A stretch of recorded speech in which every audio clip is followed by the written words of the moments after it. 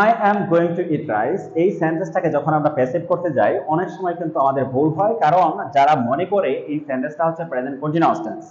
কিন্তু অ্যাকচুয়ালি এটা present continuous tense না, এবং এটা হচ্ছে প্রেজেন্ট ইনডিফিনিট একটা টেন্স, প্রেজেন্ট সিম্পল টেন্স, এবং এটা প্রেজেন্ট প্রগ্রেসিভ টেন্স না। Am going to, is going to এবং আর গোয়িং টু হচ্ছে modal auxiliary verb, modal auxiliary verb, এবং দেখেন মোডাল অক্সিলারি ভার্বের পরে কিন্তু মোস্ট অফ দা টাইম আমরা কি ইউজ করি, প্যাসিভ করার ক্ষেত্রে কিন্তু আমরা এই বিটা ইউজ করে থাকি টু বি ভার্ব করার জন্য মোডালগুলোকে। দেন আরেকটা জিনিস মনে রাখতে হবে যে গোয়িংটা কখনোই এখানে কিন্তু আমাদের ফাইনাইট ভার্ব না বা মেইন ভার্ব না, কারণ দেখেন যে গোয়িং এর অর্থ কিন্তু এখানে পাচ্ছি না আমরা ওইভাবে, কারণ অ্যাকশন ভার্বটা হচ্ছে মূলত কিন্তু ইট,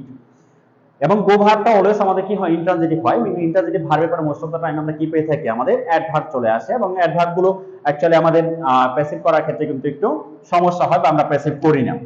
তো এই সেন্টেন্সটাকে যখন আমরা প্যাসিভ করব তখন কিভাবে করব, তাহলে আমরা কি করব যে অ্যাক্টিভের অবজেক্টটাকে আমরা প্যাসিভে সাবজেক্ট করলাম, দেন ইজ